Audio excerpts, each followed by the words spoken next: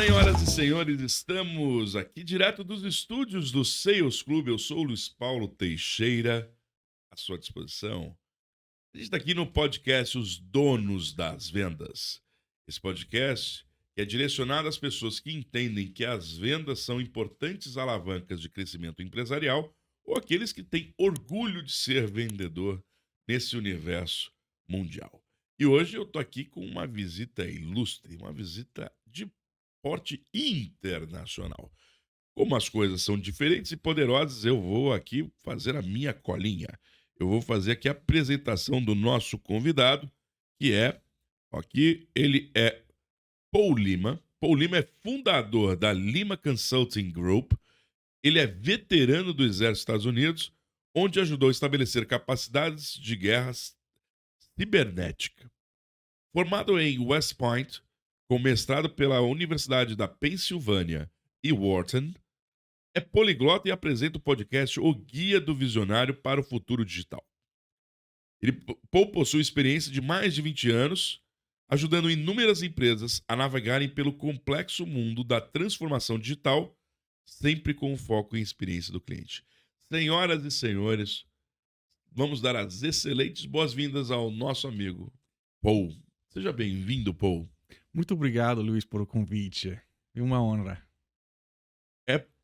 Eu perguntei, antes da gente entrar nesse bate-papo, pô, você é um cara vivido, hein? Tem vários lugares, exército, negócios, mestrado, mas tem um pouco mais do que isso. Vamos perguntar rapidamente, quem é o Paul na sua...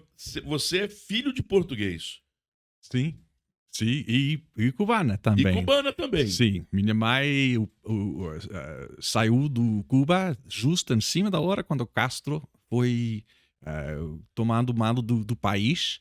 E meu pai foi segunda geração português, então ele nasceu em Boston. Right? E eles conheceram quando meu pai estava servindo no exército militar. Ele também, como eu, foi à academia militar. E isso é onde eles conheceram. E você está no Brasil e também casou-se com uma brasileira. Com uma carioca, isso. Muito bem, você tem ótimas escolhas. E nessa trajetória toda, a gente falou, são mais de 20 anos junto às empresas. Você estudou Economics e Strategy, Economia e Estratégia na sua formação, é isso? Sim, em undergraduate, meu área de disciplina principal foi Economics, e cada cadete no exército americano precisa ter, por lo menos, um minor em engenheirismo. Então, eu escolhi Systems Engineering. E eu posso... Engenharia de sistemas. Então, isso. Assim, economia como sua major, a sua grande área de estudos, e você tem uma especialização que é um minor em engenharia de sistemas. Isso. Em Wharton, eu realmente enfoquei no Strategic Management of Innovation. Isso foi meu área de especialização. Administração estratégica, né? Sim. E isso se aplica ao mundo dos negócios. É muito engraçado como a estrutura do exército, da carreira militar nos Estados Unidos, fortalece o pensamento estratégico. Isso é muito igual no Brasil ou não? Porque você me trouxe uma analogia que foi engraçada. Olha, o Brasil às vezes é interessante. É um povo que aim shot. Não, é isso, né? Mire, atira. De vez em quando planeja. Mire, atira. De vez em quando planeja. E lá com essas formações junto às habilidades de guerra ou de proteção, é preciso ter conhecimentos técnicos que fundamentam. Você acha que no Brasil é muito diferente? Isso é um tema que sempre estou estudando e tentando vincular a cultura, o jeito, a economia, as circunstâncias aqui em Latinoamérica, não é só Brasil. Sim. Onde a diferença, como nós vamos começar com minha experiência ambos no exército e no financial services nos Estados Unidos. Ok. Lá foi, se vamos fazer e seguir essa analogia, é ready, aim, fire. Então, é dizer que, como Sun Tzu falou até 4 ou 5... Acho que muitas pessoas já leram esse livro, né? The Art of da War. Guerra. E quando estamos falando do estratégia, precisamos realmente o heritage, a raiz da estratégia, realmente os generais antigos. Estamos falando do Marcus Aurelius, e ainda Stoicism, estamos falando dos Romans, dos Greeks, e também dos chineses, também. Eles eram excelentes pensadores, porque pouco recurso naquela época, né? E aí, poucos recursos, poucas coisas escritas, mas o Sun Tzu falou que é importante ganhar a guerra antes que começamos a primeira batalha.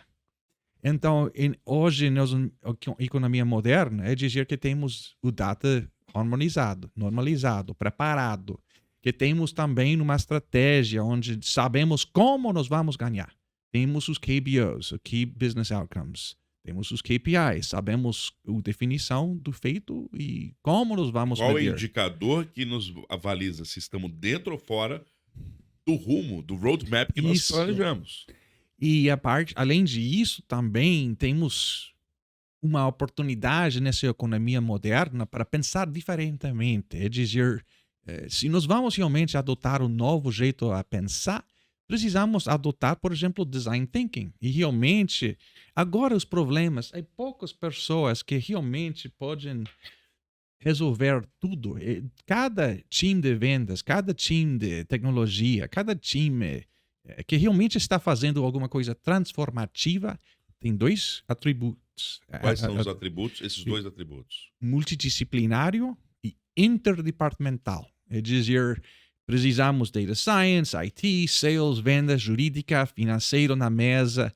Inclusive, se esse papel pode falar não, eles precisam estar no Design Thinking Workshop, right? Para que todo mundo pode assegurar que nosso bebê não é dead on arrival. Precisamos um produto, um prototype que realmente vai funcionar depois daquele 2 ou 1 dia que nós vamos fazer o taller do Design Thinking Workshop. Sim. Segunda parte é interdepartamental.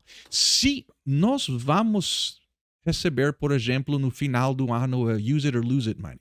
Temos só $50 mil em dezembro e precisamos gastar isso em 2 semanas. Isso não é o jeito para cada departamento para colocar uma experiência do consumidor transformativa.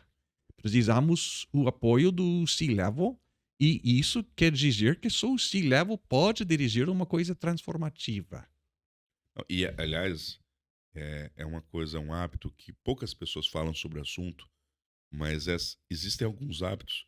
Existe um estudo de Harvard que fala sobre moral hazard, né? Sobre atividades nocivas à organização de apelo moral, sejam para uso indevido dos recursos da organização, ou seja, dos benefícios a si próprio. E quando a gente fala sobre sobrou uma verba no fim do ano, gasta ela de maneira inadequada, isso acaba lesando a organização. E eu acho que isso é uma questão cultural.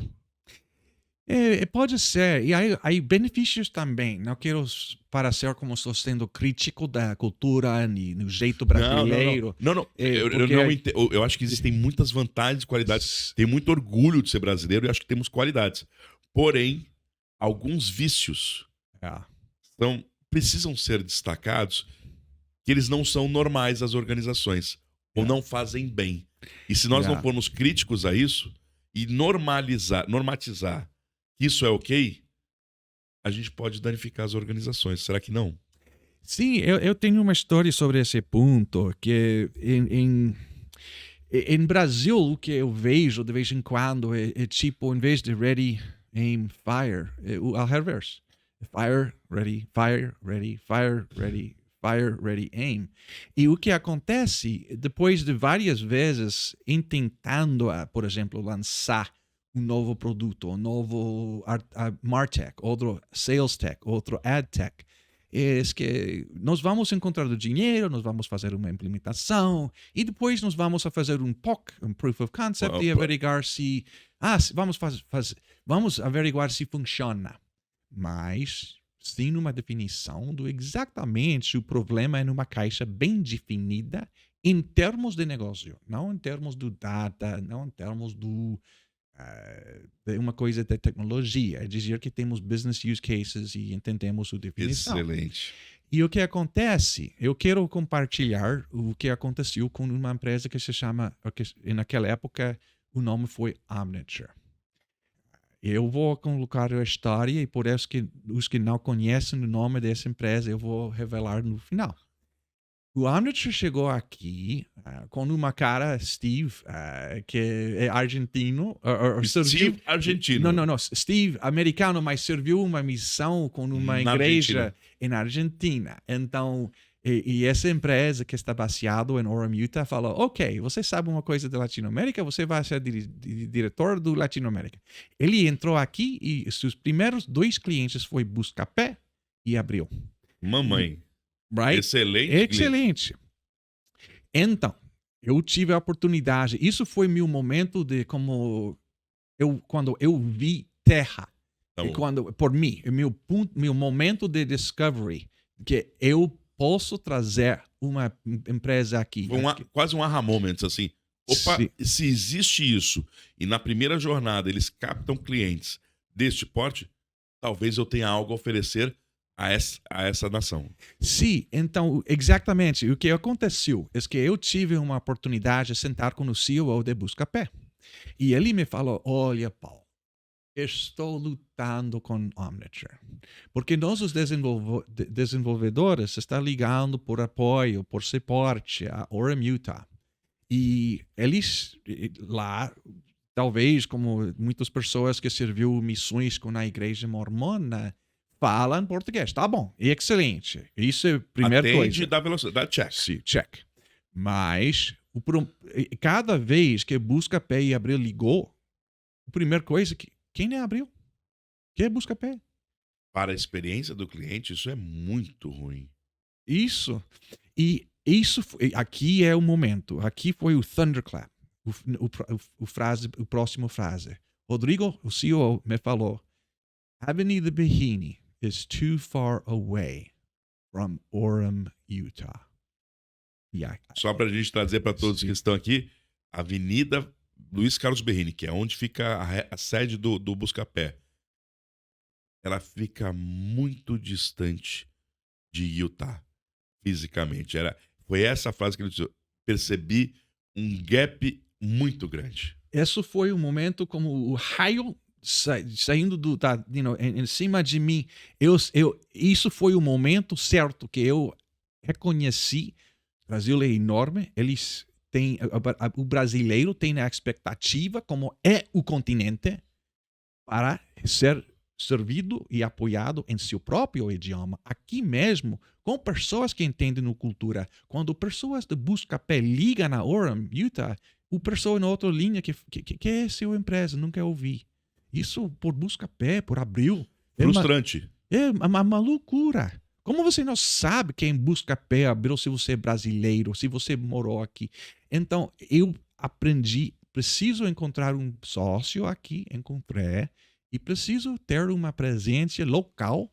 E agora somos o market leader em nosso nicho pequeno. É um nicho pequeno, mas realmente isso foi o clave principal em quando eu sabia que isso pode ser uma ideia a servir o mercado brasileiro. E também posso trazer e exportar talento incrível brasileiro por os Estados Unidos. Agora vamos traduzir um pouco para as pessoas o que a organização sua faz nesse especial nicho que vocês atendem, o qual vocês lideram. Realmente, eu gosto de descrever a Lima Consulting Group como uma consultoria que ajuda os visionários de hoje a criar os customer experiences do futuro. Então, realmente enfocamos em visionários. Enfocamos em pessoas que talvez não se reconhecem que são visionários, mas eles têm ambições para adotar o marketing automation, adotar Gen AI. Talvez eles tenham um novo título de diretor do Customer Experience. Tem coisa que ainda não existem. Isso, se é novo, ou talvez eles tenham uma nova pessoa reportando a eles que tem um novo título do Director de Personalização dos canais owned. Right? Isso é um título que estou vendo entrando no Brasil, muito comum lá nos Estados Unidos. E se você está tentando fazer uma coisa nova em termos de MarTech, AdTech, SalesTech, você precisa realmente fazer duas coisas. Você precisa quebrar a inércia e realmente comunicar a visão a que é possível nessa economia moderna.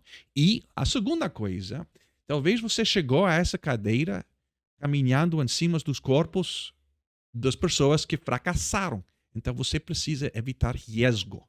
E o Lima Consulting Group é uma empresa totalmente enfocada, isso é a nossa diferenciação, em ajudar os visionários e change agents para quebrar a inércia e realmente adotar, planejar e implementar o Customer Experience do futuro. E quando nós falamos isso, se a gente tiver que fazer um recorte de quem são o seu ICP, ou quem são os seus clientes que consomem de Lima Consulting, são organizações de early stage, ou então já são empresas maduras, consolidadas, já alcançaram o seu product market fit no mercado. Quem são elas? Realmente, ambos nos Estados Unidos e aqui em Brasil, a resposta é um pouquinho diferente, mas é realmente enterprise. Right? Enterprise. Nós estamos falando de um nível de empresa bastante complexa, estabelecida em um padrão maior. Sim. Mas sabe o que está acontecendo? Eu estava falando antes da ideia de trazer o talento aos Estados Unidos em termos de exportação. Sim, verdade. Mas o meu missão, pessoalmente, não do Lima Consulting Group, mas do Paul Lima, é para aplicar inovação. E eu não importa se essa inovação é de Turquia, de Israel, de Silicon Slopes, Silicon Valley, Silicon Alley, não me importo. Eu quero trazer essa inovação aqui. Então, estamos trabalhando com Amplitude, de Alemanha. Estamos trabalhando com Content Square, uma rama muito interessante do Israel. Estamos trazendo outra empresa de Turquia, Insider. E agora, não é as opções até 5, 10 anos atrás, quando eu entrei em Brasil até 15 anos atrás, e eu prometi a falar quem foi Omniture. Agora, Omniture é Adobe Analytics. Esse é o produto, porque a Adobe comprou a Omniture. Sim. Então, isso foi nosso heritage, onde nós começamos com Google, Salesforce, Omniture, Adobe. Somos Gold Partners ou Silver Partners com todos os maiores, mas é muito caro por enterprise. Agora estamos entrando com Insider, com outras empresas mais acessíveis, que não com são só outro modelo de estrutura de pricing, que não precisam pagar por o skyscraper em Nova York. Pois right? é. E agora, realmente, em Brasil, estamos entrando mais com mid-market, com esses outros Até porque hoje, ferramentas. a tecnologia hoje está cada vez mais acessível às médias organizações, até as pequenas organizações com SaaS poderosíssimos a baixíssimos custos, né? Agora, tudo que a gente está falando, eu acho muito interessante a sua maneira de olhar, o seu olhar para o mundo, né? Você é poliglota, viveu em vários países, lá no Brasil, atende clientes, no seu portfólio de parceiros e clientes são globais, e nós hoje estamos há poucos dias de um grande evento mundial que foram as Olimpíadas, Paris 2024. E eu sei que você é um apaixonado por dados também, além de entender que eles são objeto de negócio, mas também apaixonado. Você fez uma análise recentemente sobre os dados nas Olimpíadas. Conta pra gente como os dados estão impactando jogos centenários, que é o caso de Paris 2024. Eu adoraria compartilhar um artigo que escrevi, um opinion piece em meio mensagem. E o finalizão, eu vou começar com o bottom line up front. A coisa, o resposta é que não é só esporte. O fato do que o data está unlocking, não sei como falar unlocking. Está destravando, está habilitando. Dando a oportunidade para fazer hyper-personalization e realmente... Então, falando assim, os dados estão destravando ou estão abrindo portas para hiperpersonalização de algo. Então, um artigo em 2016, eu tive a sorte para fechar, e eu posso nombrar os clientes. Foi Globo e foi Oi. E se você lembra onde você estava durante as Olimpíadas 2016 em Brasil, essas duas empresas foram os patrocinadores principais do Brasil. Sem dúvida nenhuma. Em ambos casos, o Lima Consulting Group revendeu Omniture e fizemos o planejamento e implementação da infraestrutura do Data and Analytics por todas as experiências digitais por essas marcas. Então, o que aconteceu naquela época foi lagging indicators. E cá entre nós, né? Oi, responsável, empresa nível nacional, mas muito forte no Rio de Janeiro, onde aconteceram as Olimpíadas. E nós falamos qual foi a outra? Globo. Tá, uma pequena Globo. É. Globo, nível nacional, maior meio de comunicação naquela época, hoje ainda, no Brasil, mas também originário do Rio de Janeiro. Então você tem meios de comunicação e telecomunicações. Imagina o que se transitava de dados e suporte a todo mundo que estava naquele momento no Rio de Janeiro. A quantidade de dados é infinita. O Oi estava lá atrás desse cemitério de Botafogo e o Globo pertinho do Avenida Barra. Então, imagina, para estar lá durante toda a preparação, ambos por o Copa Mundial e sim, o foi em 2014. Sim, então já tinha uma experiência de jogos, mas lembrando que a Copa do Mundo são, se não me engano, 32 jogos, 32 eventos, enquanto a Olimpíada nós estamos falando para mais de 500 eventos. Isso. Um universo de nacionalidades e de desafios comunicacionais muito maior, porque normalmente as seleções que vão à Copa do Mundo é um número restrito. E na Olimpíada é um número gigantesco. E aqui está o problema. Porque se você está tuning in para ver, por exemplo, Globo.com, naquela época, é one size fits all. É a mesma programação por o país. Uma matriz distribuindo para todos. Sim. Então, fast forward a Tóquio e temos o... Tóquio 2020. E tuvimos naquela época algumas empresas que estavam tentando experimentar com hyper-personalization no Japão. Fast forward, Londres, 4 anos depois, NBC começou com Peacock para colocar um app por as Olimpíadas, mas foi um pouquinho o melhor momento do hyper-personalization até aquele ponto, onde você pode escolher o idioma que você quer ver e também um país que você quer seguir. Right? Isso foi esse tipo de coisa. Vamos lá. Eu estou tentando só aterrissar todas as coisas que é importante todos entendermos. Essa matriz aplicável a outros negócios. Nós estamos falando, o jogo é o mesmo, os países que recebem têm mecanismos diferentes e você, com pequenos acessos, consegue mudar o idioma e a maneira de assistir. Isso parece uma coisa muito simples quando você tem um Netflix, quando você tem outro. Mas imagina isso ao vivo, imagina isso partindo de um lugar para todo mundo.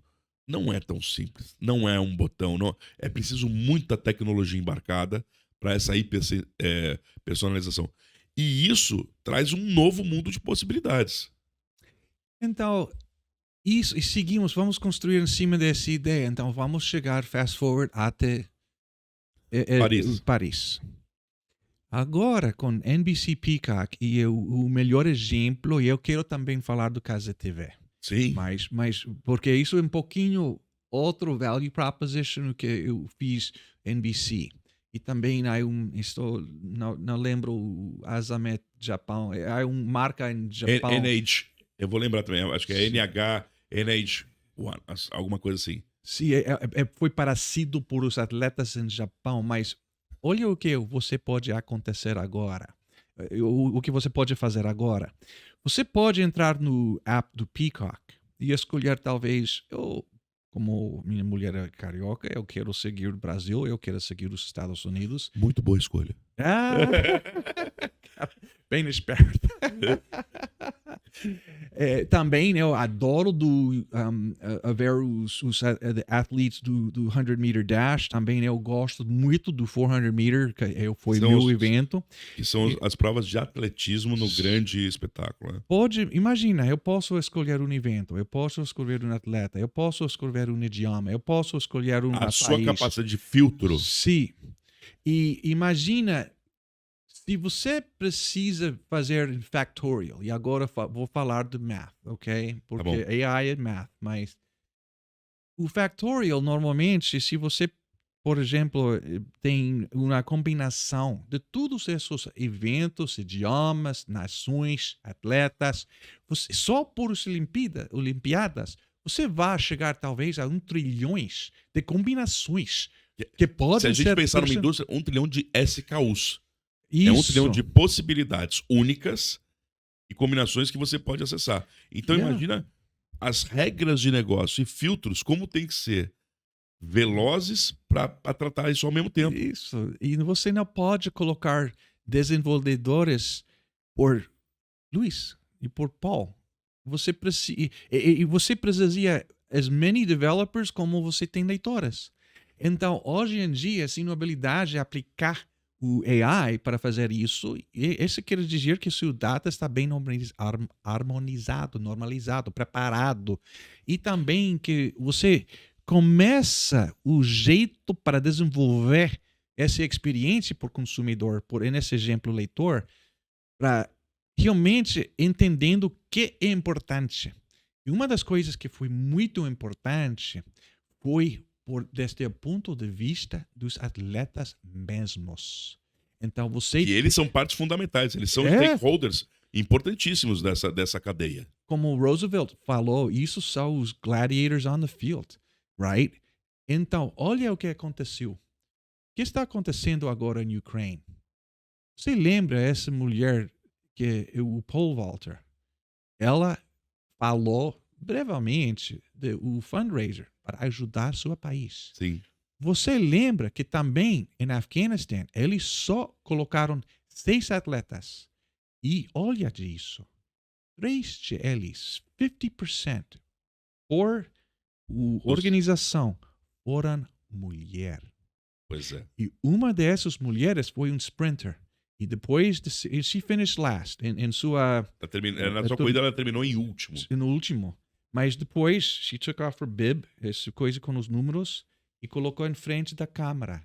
E falou com uma mensagem, não exatamente o que foi, mas foi uma coisa que a mulher deve ler. Esse tipo de coisa. Olha, quase sinto emocional. O impacto disso. O impacto para que esses atletas tiveram uma voz.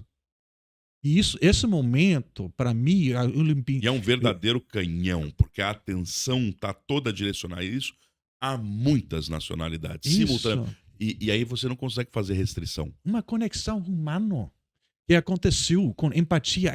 Eu sinto tanto orgulho nessa mulher que ela não pode viver em um país onde ela está representando. Ela teve que sair do país e treinar na Austrália por os últimos 8 anos, porque não está aceitado com a bandeira que estava ao redor de seus ombros.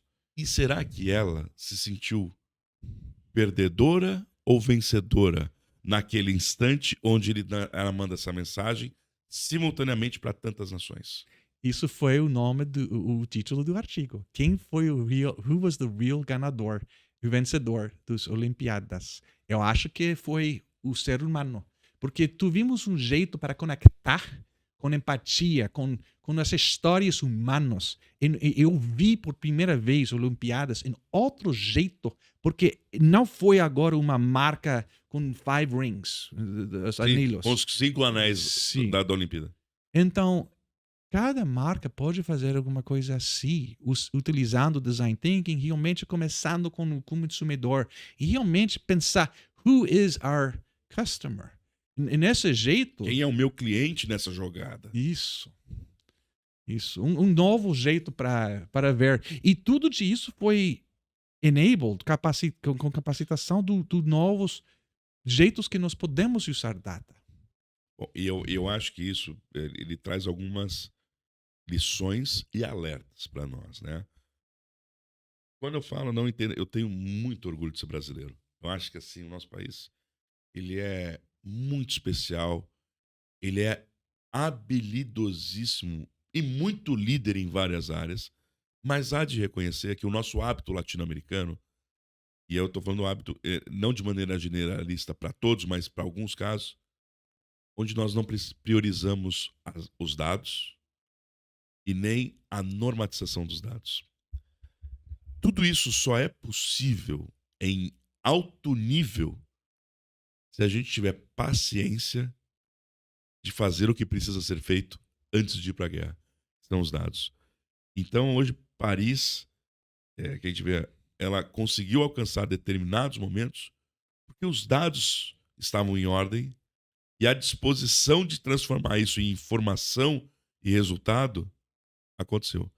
Não vai ser possível se a gente tiver só vontade e não organizar a casa e ter o hábito dos dados. Eu acho que essa é uma grande lição para o latino-americano de falar, é possível, mas cuidem da casa, cuidem dos dados. Isso é muito importante e vamos voltar a esse tema, mas antes que falamos como o GenAI pode erase this weakness, right? A borrar essa debilidade, o GenAI nós podemos, e eu quero compartilhar um como, mas antes que saímos disso, eu quero voltar à Casa TV. Nós não falamos da Casa TV. Sim. Pro brasileiro, a grande surpresa e o grande fenômeno, assim, os meus olhos para a Olimpíada passaram por um fenômeno chamado Casa TV. E até um par de anos, quem foi? Que ninguém sabia dessa marca. E o senhor Casé é muito interessante. Ele é caricato, né? Caras charismatic. Mas, para ser sincero, who would have thought que he was going to be, right? O pessoa que realmente tem essa voz clave, importantíssimo. Eu vou trazer até uma cena mais dramática. Eu estava nas Olimpíadas. E aí, no dia um dia antes do começo das Olimpíadas, as pessoas começam a se apresentar, né? Quem é quem? Pô, esse ano veio tal jornalista, esse ano veio... E aí vem a equipe do Casé TV. E aí você começa a ver Tino Marcos, tantos anos de Olimpíada. Você vê a esposa do Bonner, a Fátima Bernardes. Tá vindo por quê? Casé TV. A Casé TV tá trazendo essas âncoras de 20 anos de Olimpíada. Que ordem inversa é essa? Então, aquele primeiro, a gente sabia que existia um impacto, existia uma novidade. Mas aquilo foi, diria, muito diferente pra gente que viu na Olimpíada. As grandes personalidades estarem debaixo de um estreante nas Olimpíadas. Isso. E onde está a Globo nessa conversa? Como Blockbuster e Netflix. E talvez eles tiveram um licensing agreement. Tá bom. Não, tudo bem, mas em termos quem estava lá? Isso. E olha, isso é uma coisa muito diferente do NBC Peacock e esse exemplo que compartilhei baseado em data. O que aconteceu com Casa TV foi uma extensão social da cultura brasileira. Porque não foi só o fato do que o nacionalismo para ver todos os eventos brasileiros, tá bom? Até o Pistola, até coisas que ninguém vai realmente, qualquer brasileiro vai ver o Pistola. Mas, durante cada evento, havia outra coisa que se chama Conversational Commerce. Na tela você tinha. Quem está acostumado a usar a internet, a maneira você tem a transmissão das informações, o vetor de saída. Pega aqui e transmito para você. Mas na mesma tela, na composição, você tinha um bloco de interação onde o usuário também é protagonista. Eu faço parte desse momento, o que não acontecia na TV aberta. Sim. E sabe, isso é o Bulletin Boards de 1989. Eu fui na Academia Militar. Fomos a segunda universidade no mundo para receber o internet. Isso foi 28 de junho de 89. Cada cadete recebeu um computador e acesso à internet. E a primeira coisa que recebemos foi um chat entre os cadetes. Então, isso não é nova. Não. Mas a colocar um broadcast de cada atleta brasileiro com essa habilidade, particularmente aqui em Brasil, onde todo mundo tem coisas engraçadas para falar e uma perspectiva, todo mundo tem uma voz. O brasileiro é grand conversationalist, Sim. right? E assim, coisas para inspirar e empuxar o momento e compartilhar esse momento como uma nação, foi outro jeito para fazer e engajar com os Olimpíadas. Não, eu diria para você que foi a grande transformação foi em massa. Hum, Eu acho que, como você falou, não é novo, já existe, já era aplicado. uhum. Mas talvez nunca visto no Brasil um impacto tão grande em 15 dias. E você vê como é que isso impacta as marcas.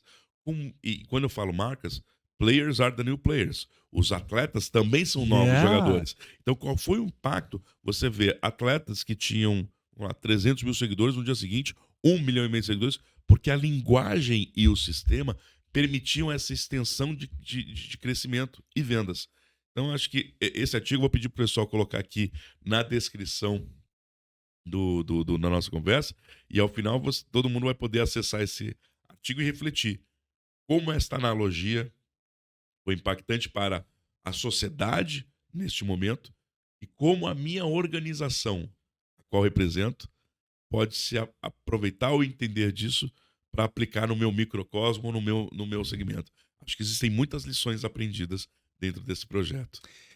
Eu quero construir também um ponto também. É uma coisa para ter um conteúdo, como, por exemplo, um podcast, onde você pode consumir em seu momento, privately. É outra coisa para compartilhar um evento global e realmente ter um momento para unificar uma nação. E isso E realmente... esse movimento impensável alguns anos atrás. O poder de reunir uma nação de um país continental em volta Yeah. de um canal de distribuição. E É nesse, muito forte. E nesse caso, que came out of nowhere. Right? Esse foi o direito por Globo a fazer. Mas não fizeram. Quem executou.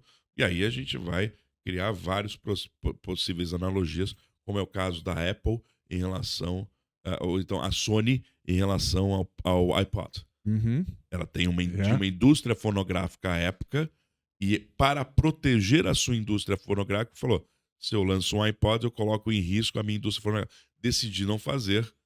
Leva-se o iPod a Apple fala assim, eu não tenho indústria fonográfica, isso é bom para mim. E olha a revolução que lançar a mão de um produto daquele criou esse impacto em relação à Apple, em relação à Sony naquele momento. Eu acho que essas analogias servem para os negócios de hoje. Servem. E eu acho, particularmente quando você está perto àquele assunto, como as pessoas que realmente estão em vendas, executando a estratégia digital, há pouca coisa que realmente é revolutionary. A maioria das coisas que está acontecendo agora, particularmente quando estamos falando do AI, it's math. A maioria do math que já foi inventado entre a época 1930 Sim. aos 60. Então, quando estamos falando de stochastic models, de probabilistic determinants, de econometric models, do large language models, a maioria do math já é mais velho que os dois de nós, right? 21 anos e 23, né? 23. Até adoro, cara.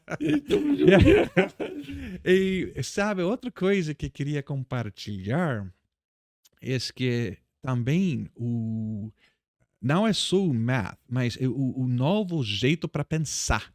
E por isso eu acho que essa empresa realmente precisa reconhecer que design thinking e service design, use the name you want, human-centered design, mas começa... Mas vamos falar em design como matriz de análise, ou matriz de relação com os problemas ou com os fatos.